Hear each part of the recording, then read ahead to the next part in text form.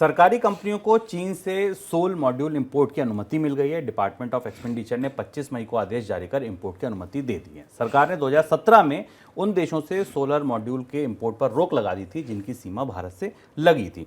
Sir, जब रोक लगा दी थी तो फिर अब यू टर्न क्यों? ये बड़ा यू टर्न है भारत सरकार का सोलर एनर्जी को लेकर। अभी तक हमें पता है और लगातार चर्चाओं में भी रहा है कि भारत में सोलर एनर्जी को लेकर जो भी प्रोत्साहन दिए गए, सोलर पार्क बनाने के लिए, सोलर सौर ऊर्जा के केंद्र बनाने के लिए, उसमें सबसे बड़ी समस्या थी सोलर मॉड्यूल्स, यानी जो महत्वपूर्ण तकनीक जिसके वजह से और वो उपकरण जिसके बिना सोलर पार्क नहीं बनाए जा सकते और बिजली का संग्रह नहीं किया जा सकता। चीन इसका सबसे बड़ा प्रोड्यूसर है। भारत ने चीन के साथ आर्थिक रिश्तों पर सख्ती को देखते हुए चीन से इसके आयात को रोक दिया था 2017 में, और उसका असर में भारत में सोलर इंडस्ट्री के विकास पर भी दिखाई दिया, क्योंकि सोलर मॉड्यूल्स महंगे हो गए थे और दुनिया में इतने मॉड्यूल्स उपलब्ध भी नहीं थे। 2022 में इसमें थोड़ी रियायत दी गई, पर अब सरकार को अपना ये नज़रिया बदलना पड़ा है और अब भारत की सरकारी कंपनियों को ही, सार्वजनिक कंपनियों को भी इजाज़त दे दी गई है कि सोलर मॉड्यूल्स का वो चीन से आयात कर सकें। हुआ इसके पीछे ये है कि सरकारी कंपनियां और निजी कंपनियां लगातार सरकार से इस बात की मांग कर रही थी कि अगर भारत में सोलर एनर्जी की